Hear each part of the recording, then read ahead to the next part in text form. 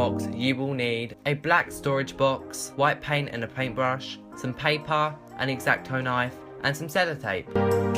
The first thing I did was just go on pickmonkey.com, then I put the word storage on the screen and I made it as big as possible. I made the background black and put the text in white. I don't really know why because this didn't really have any effect on it, but I did that anyway. Then you just want to print that out, and obviously you want to print it out a couple times to get the perfect size for the box. Once you've got the perfect size, just print that out. You can either print this out on normal paper or sticker paper. Sticker paper would probably be easier. If you just have normal paper, that's totally fine.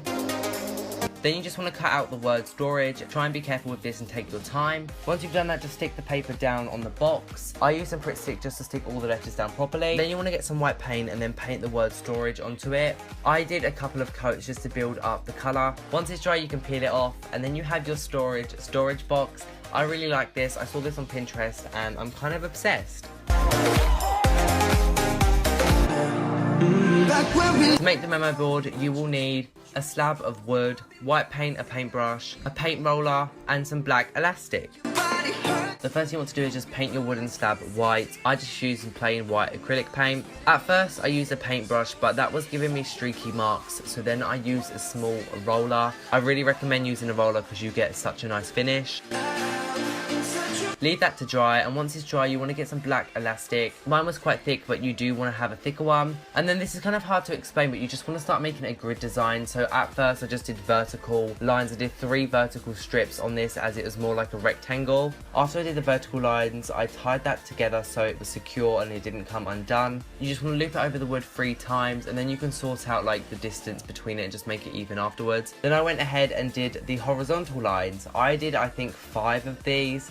At first the squares may not be even, but then after you've tied that all and tied it all at the back so it's all secure, you can just move the lines up and make them all even squares. Then you have your white grid memo board. I am obsessed with this. I've never actually seen a memo board like this. It's not like your typical mesh one. I think it's different, and you can just put pictures in there, inspiration, stuff like that, and you can even hang fairy lights on it, and it just looks so cute on my desk.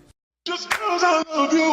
Now I'm going to show you guys how I decorated it. I actually made this black cross paint one. I just got some white card and cut a square. I literally got my paintbrush and just got some black paint, and then I just drew a cross. This is so easy to do, but I just really like the look of it. Then I just gathered loads of images online, on Tumblr, places like that, and then I just put them all into a Word document, and then I just printed them out. I kind of kept them with all the same colour scheme, just whites and blacks and just very neutral, so it all flowed. It's totally up to you what you get. I got a quote as well. Just get stuff that inspires you. And then the fun bit is when you arrange them and you can choose where you want to put them. I was just playing around with where stuff went. I was scattering them around just to see which place looked better. And at the end of the day, you can always switch up the images, print new ones off. I really love the idea of a memo board. Then I just put fairy lights around it, so then when it was dark, it could light up and look really cute.